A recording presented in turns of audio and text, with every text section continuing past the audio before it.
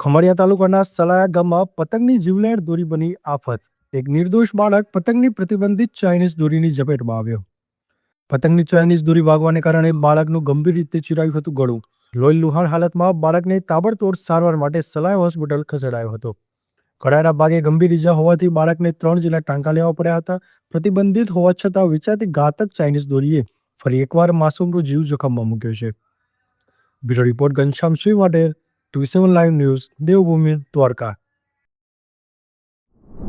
અમે સલાયાના રહેવાસી છીએ અને આપણે હાજી ચોકમાં મારા ભાણેજ રમતો હતો અને ચાઇનાની દોર ગળામાં આવતા અને તાત્કાલિક ધોરણસર અમે સરકારી હોસ્પિટલમાં લઈ ગયા અને લોહી લુહાણ થઈ ગયો હતો અને પછી એને 3 ટાંકા આવ્યા છે.